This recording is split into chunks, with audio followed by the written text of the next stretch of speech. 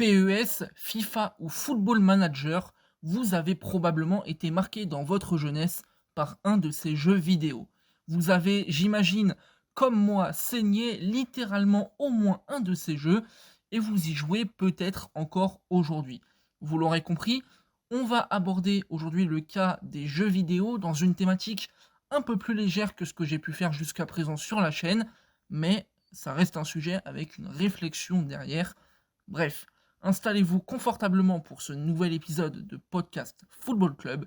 C'est parti. Pour préparer ce sujet, j'ai été voir des adultes autour de moi et je leur ai posé une question très simple. Que pensez-vous des jeux vidéo et de leur apport dans l'éducation de vos enfants? Bon, franchement, je pense pas surprendre grand monde en vous disant que la majeure partie des réponses a été négative et que j'ai pas eu que des bons retours. Voilà. J'ai le sentiment que les jeux vidéo sont quelque chose de vraiment mal perçu et que c'est vu comme un rival, un ennemi en fait à l'éducation et que c'est une opposition de style et d'idées. Et franchement, pour être totalement honnête, bah, c'est pas du tout un avis que je partage, voilà, tout simplement. De manière globale, et je pense qu'il y a des études qui le démontrent, mais j'ai pas du tout été voir là-dessus, les jeux vidéo sont un outil nécessaire et utile dans l'éducation d'un enfant. Qu'on soit clair, c'est très compliqué de priver un adolescent de sa meilleure partie le week-end ou de jouer avec ses potes aux jeux vidéo. Donc, dans ce contexte-là, il faut s'en servir à bon escient. Il faut être relativement intelligent dans l'utilisation que peuvent avoir les jeux vidéo. Ce qu'on peut en faire. Les jeux vidéo sont là, alors il faut s'en servir de la meilleure des manières pour en faire une bonne arme d'éducation pour les enfants. Alors voilà, je trouve personnellement que les jeux vidéo sont un bon outil éducatif et que comme tout outil, bah, il est efficace si on l'utilise à bon escient. C'est sûr que si vous utilisez un tournevis pour jouer au marteau, ça va pas aller. Maintenant, si vous prenez les jeux vidéo dans un bon cadre pour en faire un outil éducatif, ça peut très bien marcher. Je pense que ça peut vraiment être assez utile et efficace. Je vais vous prendre un exemple d'ailleurs tout bête hein, qui me concerne un petit peu. Quand j'étais à l'école, j'étais vraiment pas bon en géographie. Ça ne m'intéressait pas, je n'aimais pas cette matière. C'était très compliqué pour moi d'apprendre dans ce contexte-là. Et je vais être honnête, je remercie les jeux vidéo de football notamment d'avoir été là. Parce que ces jeux vidéo-là, et le football aussi évidemment d'une manière un peu plus globale, m'ont permis d'être meilleur en géographie. Alors ouais, je suis bien d'accord, ça doit pas remplacer les cours, ça doit être un élément qui s'ajoute, un élément additionnel qui vient compléter les cours qu'on a à l'école, mais pour moi ça a été un exutoire de pouvoir apprendre des connaissances théoriques et concrètes pour une matière que j'aimais vraiment pas à l'école, à travers un univers, les jeux vidéo que j'aimais particulièrement, et à travers l'univers du foot, qui était et qui est encore aujourd'hui une passion pour moi et qui représente énormément dans ma vie. Donc grâce au foot, vraiment, j'ai eu l'occasion d'en découvrir plus et de connaître des villes, des pays que j'aurais jamais pensé connaître avec des cours classiques à l'école. Pour la simple et bonne raison que je n'étais pas bon et que ça ne m'intéressait pas. Je n'étais pas fait pour les cours un peu plus classiques.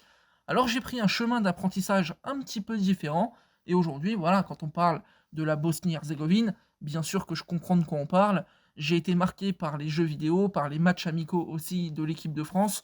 Je constate et je vois de quoi on parle quand on parle de Bosnie-Herzégovine.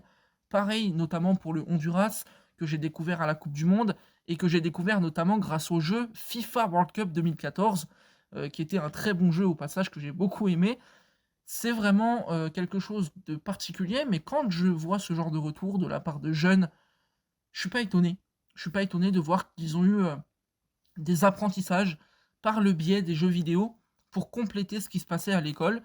Ça peut être un bon moyen d'apprentissage avec un élément qui intéresse concrètement les jeunes. Je pense que chacun est comme il est, chacun a son centre d'intérêt, ses facilités ou non à l'école. Alors, s'il faut se servir des jeux vidéo comme un bon outil, faisons-le. Maintenant, il y a une deuxième question aussi à se poser. Comment ça se passe dans le football pour les jeux vidéo? Malheureusement, je trouve que les jeux de foot ont fait et font encore beaucoup de mal à certains dans la compréhension de ce sport.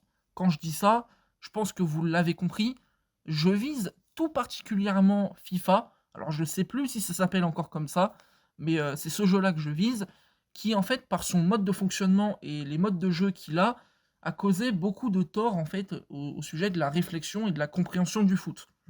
Je vais vous donner 2 exemples concrets. Le premier exemple, c'est, FIFA et les mercatos qui sont irréalisables et bien trop faciles à faire. Dans le jeu vidéo, vous prenez, imaginons un club au hasard, le FC Nantes. Rien contre vous les Nantais.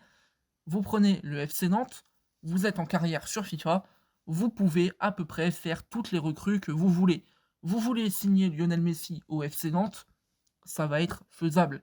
Seulement voilà, c'est pas quelque chose qui est réel dans la vraie vie, c'est pas faisable concrètement dans la réalité des choses.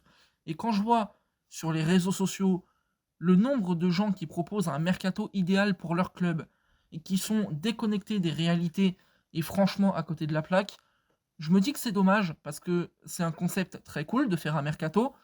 D'ailleurs, on en fera sur la chaîne, hein, je me permets de le glisser.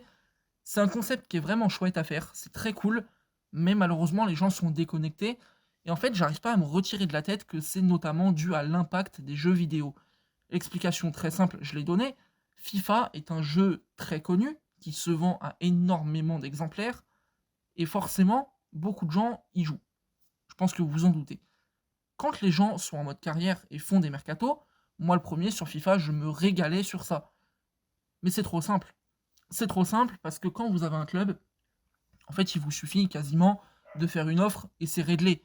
Sauf que dans la vraie vie, ça se passe pas comme ça. Il y a les offres, il y a les enjeux financiers, il y a le budget à respecter, il y a les envies d'un coach, d'un directeur sportif, et il y a les volontés et sentiments d'un joueur qui a une vie personnelle, une vie de famille, des ambitions.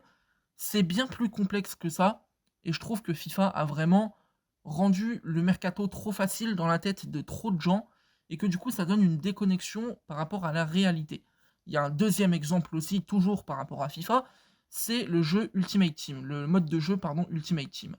Là, je trouve qu'on est sur un mode de jeu qui est en plus le mode de jeu le plus populaire de FIFA, où il y a franchement bien trop de fantaisie, bien trop de choses qui sont particulières avec des cartes qui changent de poste, des cartes évolutives, anniversaires, tout ça. Finalement, il y a tellement de cartes et tellement de joueurs différents qu'on se retrouve à s'y perdre. Et je considère que c'est dommage parce que finalement, ça donne peut-être pas le meilleur aperçu réel de ce qui se passe pour les joueurs. J'ai l'impression que certains, quand ils jugent un joueur, ils se basent sur FIFA. Je vais vous prendre un exemple simple. Olivier Giroud, dans FIFA, je sais qu'on apprécie particulièrement la vitesse des joueurs.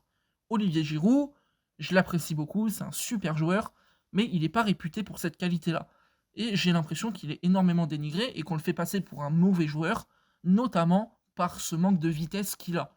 Sauf que finalement, l'appréciation des qualités et des matchs des joueurs dans la vraie vie, elle m'a l'air biaisée par ce qui se passe sur FIFA et le mode d'évaluation, le critère d'évaluation qu'on impose aux joueurs. Donc pour moi, c'est assez compliqué et je trouve que malheureusement, les jeux vidéo sont en capacité de causer du tort dans la compréhension du football.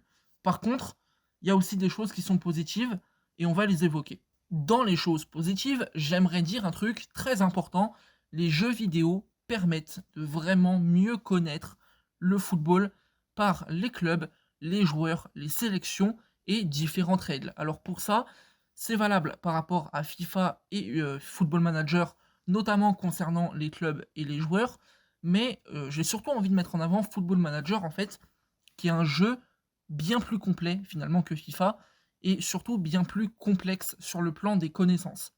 Football Manager, je pense que vous connaissez bien, c'est un jeu qui regroupe toutes les règles liées à une compétition, un championnat, une coupe. Et déjà, c'est un élément de savoir, ça peut paraître bête comme ça, mais c'est un vrai élément de savoir que de connaître les règles d'une compétition et comment elle se déroule. Parce qu'il y a toute une organisation derrière, il y a des règlements, il y a des logiques, des mécaniques derrière. Donc, le fait de les connaître, c'est déjà une première chose. Il y a aussi un deuxième élément important, le marché des transferts. Alors, je pense que vous le savez, sur Football Manager, le mercato, c'est pas comme sur FIFA, c'est même franchement bien plus compliqué. Un mercato très compliqué, avec l'intervention de plusieurs éléments d'un club, l'entraîneur, les volontés des joueurs, les agents, les intermédiaires. Et déjà, rien que ça, dans la compréhension du foot et de comment ça marche, je trouve qu'on s'y retrouve vraiment bien plus. Et ça peut être utile aussi pour des gens qui ne connaissent pas le football, ou en tout cas très peu, de comprendre comment ça fonctionne sur le marché des transferts et au moment de faire un deal. Déjà, ça c'est un premier élément de connaissance qui est assez important et intéressant. Et il y a aussi tout l'aspect de l'argent, de la gestion d'un budget. Il y a aussi tout l'aspect évidemment des pourcentages, des clauses, les prêts avec option d'achat.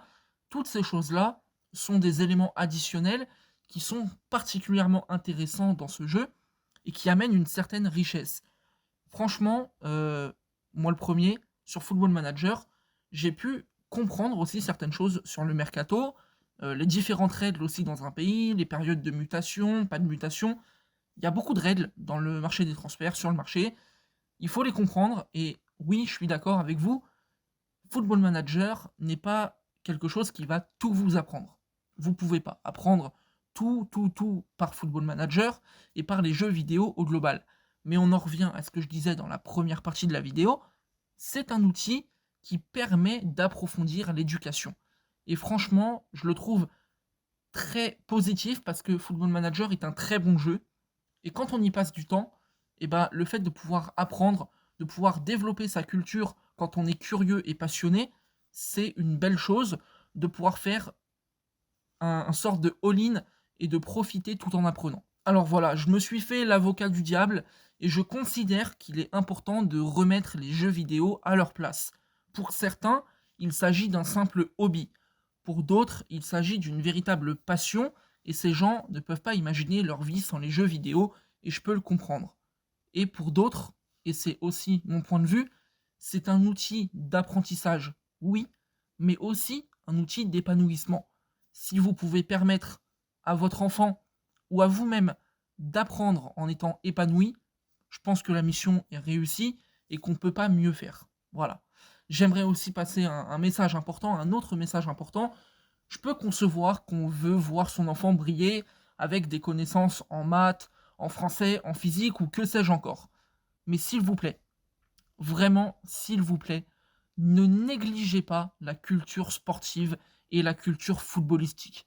Vraiment, c'est un message extrêmement important, mais ne négligez pas ces connaissances, ne négligez pas cette culture-là. Pour quelques-uns, et même beaucoup, c'est un moyen d'échapper à la réalité de la vie et d'apprendre que de passer par le sport et par le foot. Alors il faut laisser ces gens vivre leur paix, leur passion tranquillement avec cet univers-là qui est particulier, mais qu'ils aiment tant. Et aussi, le monde du sport et le monde du foot, bah, ça permet d'avoir des connaissances et c'est un savoir comme un autre. Les connaissances sportives, il ne faut pas les négliger, il ne faut pas les dénigrer pour une raison très simple. Elles peuvent, elles aussi, donner un accès à un monde professionnel qui est très large. Le monde du travail dans le sport, c'est un univers professionnel avec multiples métiers et on s'en rend pas compte, mais oui, il est possible de faire carrière dans le sport. Vous avez plusieurs métiers, je vais vous donner des exemples, agent, éducateur, assureur, graphiste. Vous voyez bien que les possibilités sont larges et qu'on peut se retrouver grâce au sport et grâce à la passion sportive à aller travailler dans un domaine qu'on aime beaucoup. Et ces choses-là, ça passe aussi par la culture sportive et la culture footballistique. Alors oui, c'est important pour moi de le dire, ça me tient à cœur, j'ai envie que ce message-là soit entendu et qu'il soit compris. Et comprenez, si on se dirige vers le monde professionnel lié au monde du sport, la plupart du temps, c'est fait par passion. Une passion qui est donc entretenue par les jeux vidéo, mais aussi par l'amour du ballon rond. Voilà. Je pense que tout est lié. J'espère que le message il est passé. Et j'espère aussi que ce podcast vous a plu. N'oubliez pas de liker et de vous abonner pour me soutenir. Je vous le rappelle, c'est très très très important. On est au début de la chaîne. Vous avez franchement été présent sur les 2 premiers podcasts. Vous m'avez donné beaucoup de force. Alors je vous en remercie. Continuez comme ça. C'était Podcast Football Club. Et on se dit à très bientôt.